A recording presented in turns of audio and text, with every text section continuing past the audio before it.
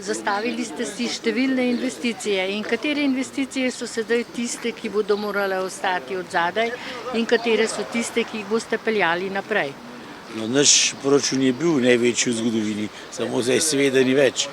No, ampak vseeno s koncenzom občinskega sveta ne bomo ustavili nobene investicije, ampak nekatere se zamaknejo se pa ne izgradnja medgeneracijskega centra, ki se začne že konec meseca.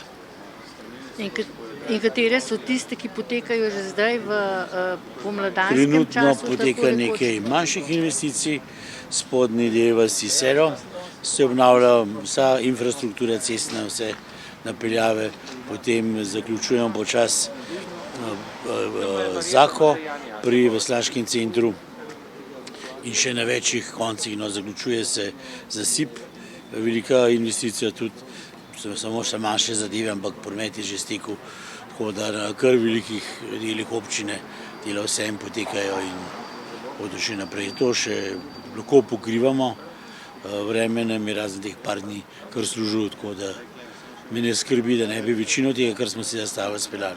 Malo smo zamaknili naprej obnovo promenade, pa še kakšno večjo stvar, ampak ponovno smo zagrizeli v obnovo osnovne šole in tako da občina dela naprej, no ni problema.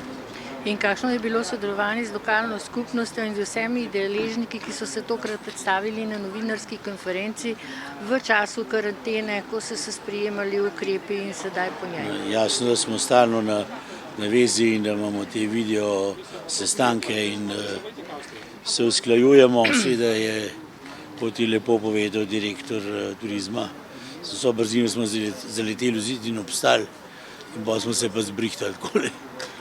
In seveda boste povabili vse Slovenke in Slovence v času poletne sezone, zimske sezone in v vseh letnih časih na Bled. Treba je reči, da so bili naši leti na Bledu zmeraj več kot dobrodošli. Samo tistega Bleda, kot so ga bili navajeni, nismo mogli zaradi tega navala tujcev, posebej Azijcev, nismo mogli žati. Zdaj pa Bled tako lep in tako zelen, kot ni bil še nikoli, res prisrčno vabimo vse, da si to ogledajo in podoživijo z nami.